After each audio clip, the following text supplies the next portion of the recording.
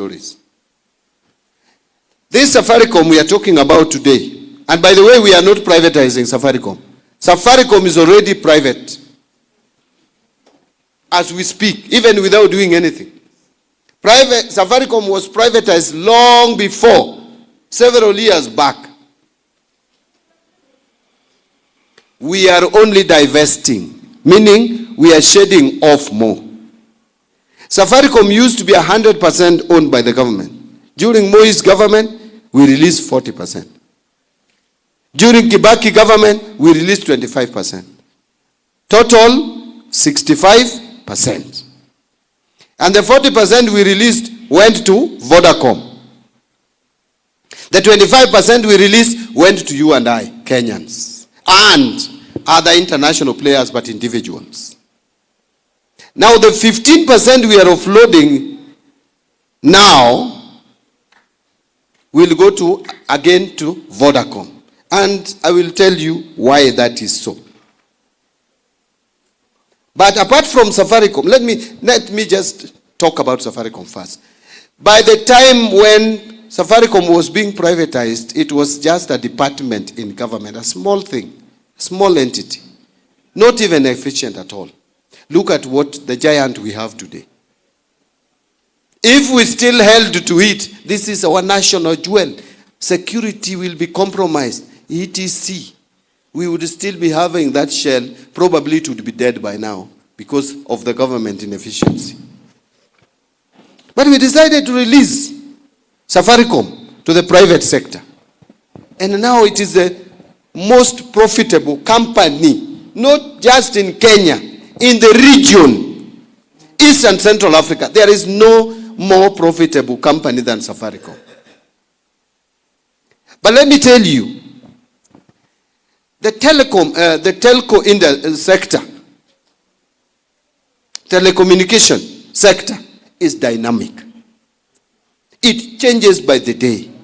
You must be responsive. You cannot just sit back and say we are big, we are giant. Giants have fallen.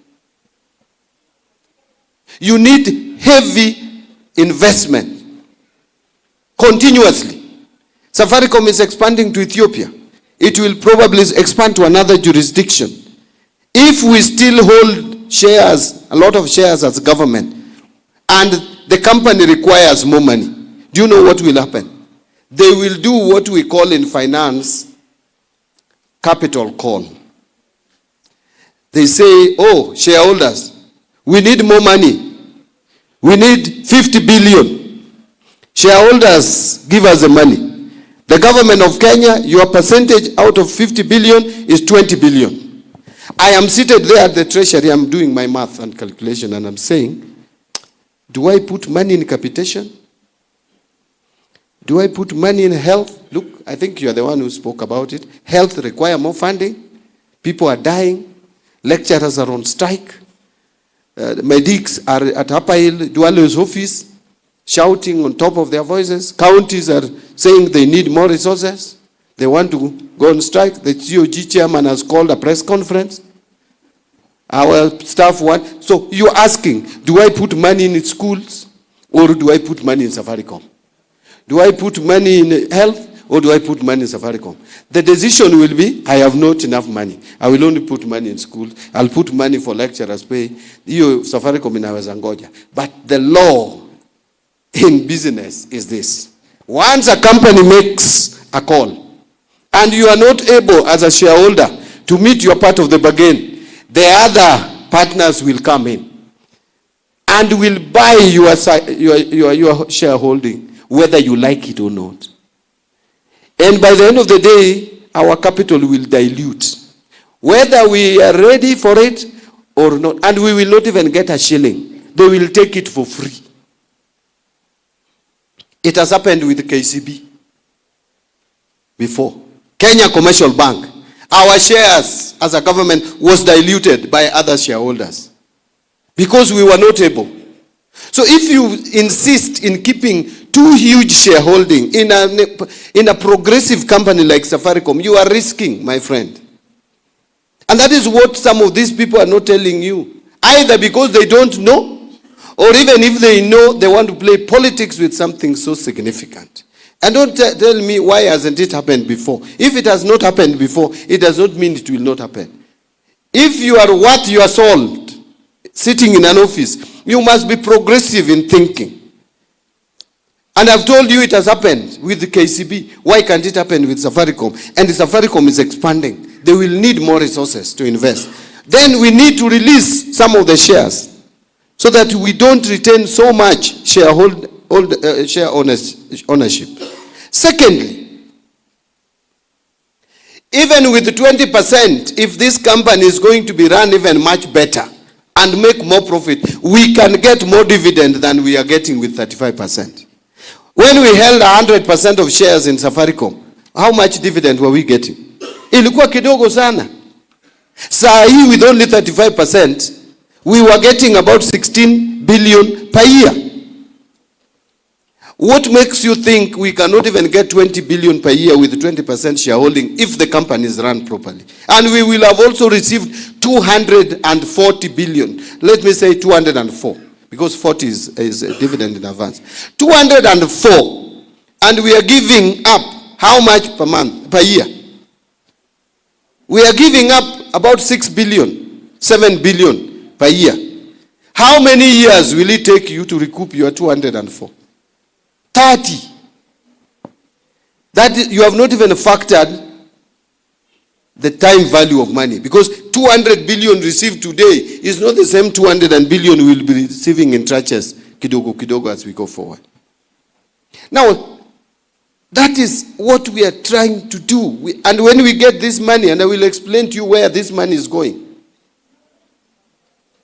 But before, there are concerns about data protection, about our security as a country. The operations and decisions of security, data protection is not governed by shareholders. Even right now, we only own 35%. But the government still controls. The law of Kenya still dictates how our data is protected. The data protection is protected by law. Data protection is not a function of share ownership where you go and sit and decide, now we can release the data. No, the rules, regulations, the legal framework of the country is what dictates data. Let me ask you about Airtel. Is Airtel not doing the same thing as Safaricom? It's only that Safaricom is bigger. They also have your data. Are your data not protected? Those of us who have Airtel lines. Why is it protected yet Airtel is 100% foreign owned? The government has 0 shares in Airtel. The people of Kenya have 0 in Safaricom. It is owned by foreign investors. And it has our data almost the same way Safaricom has our data. So whoever is telling us about that, our data will be exposed, you don't understand how this thing works. The data protection is protected under the Data Protection Act. There is a communication authority. Even when Safaricom participates in the electoral process by relaying the information to Bomas of Kenya, it is not the government shareholder who decides what they should do. It is the law, the regulations, the rules, and the engagement that IEBC has with the company. And we are protecting this company even with this divestiture. The ownership, the management is still going to be Kenyan. It is a Kenyan citizen who is going to be the CEO. The board membership of 2 is going to be maintained. All independent board members will still be Kenyan. So there is nothing we are losing here. Let me now come to a conclusion on how are we going to use this money. The concerns you have is what we are also trying to cure at the national government level. We don't want to get this money and start paying salaries and start paying recurrent expenditure, because that is what has been done before. We are creating a national infrastructure fund, and we are also creating what we call sovereign wealth fund. These 2 funds have a function. The sovereign wealth fund will have a small portion of this, the proceeds of this divestiture and privatization, about 10%, to protect money for the future generation so that our grandchildren don't ask us, where did you take Safaricom? Where did you take KPC? We are leaving some money in sovereign wealth fund for the future. Kenya has not had sovereign wealth fund, yet Botswana has. A country like Norway has sovereign wealth fund which can fund their budget forever. They don't need to tax their people or do anything. They have money that they have loaned to other sovereign states and giving them money. The Eurobonds we are buying, some of them it is money from Norway that we are getting to fund our budget. They have money, we just pay them every year. We are paying them and they are running their affairs without even taxing their people. That is where Kenyans should be. Even if it is not in our generation, we should start it for the next generation. So that 100 years from today, Kenya can be able to run. Don't be selfish. Don't ask yourself, why do we think about 100 years? If our great-grandfathers were never selfish, we would be in a better position today. I don't know whether I'm communicating to anyone. Am I speaking to anyone in the room? Let me convert myself into a preacher. Am I talking to anyone there? National Infrastructure Fund. What is it all about? People have not understood this fund. Many people ask me questions that clearly are irrelevant. So I realize Kenyans have not understood what we are trying to do. What we are saying is this. The economy we have today is struggling still. It was worse. Let me just share this with you, ladies and gentlemen. When I got into this ministry, and I'm sure many of you followed, I lost weight terribly. I thought of running away from the ministry. But I said, if I run away, who will do it? Someone must do it. Because I got into the ministry, and unafika 15th of the following month na hata hujamaliza kulipa mshahara ya wafanyakazi wa serikali. And the debts are coming for payment. You don't know whether you are going to pay or not. We say this every day. Some of you think it is a joke. IMF categorized Kenya among 5 other countries in Africa which were going to default. Not if, when. All those 5 countries have defaulted. It's only Kenya which has not defaulted. And by the way, you people don't know what a sovereign debt default means. If a country defaults in paying debt, the first thing is all public servants must take salary cuts. For us to be bailed out by IMF, World Bank, they will come and tell us, okay, you have found yourself in a mess. We have to clean you. You are dirty. To clean you, you start with yourself. Everybody, 50% pay cut. You must rationalize. Some of the staff must go home. The chiefs, if you have 10,000 chiefs, 5,000 to go home, only 5,000 remains. I'm giving just an example. MCAs, you have 1,450 wards, reduced by half. You have 290 constituencies, reduced by half. I'm giving you what probably would have happened to Kenya if we defaulted. It was terrible. We were in a bad situation. But we have, in my view, and don't doubt this, we have come out of that problem. Because even IMF have said, okay, hii umeponyoka. Tumeponyoka. That is why the government which was there before, we reached 2024, February. Eurobond is coming up for payment of 260 billion in June. And there was no plan put in place because the government that was there knew they were leaving anyway, so they didn't care. Fortunately for this government, and I say God loves this government. Hata kama unasema WANTAM, hiyo ni yako, hiyo ni ya Shetani. Mungu anapenda hii serikali, we will have TUTAM. And I will tell you why.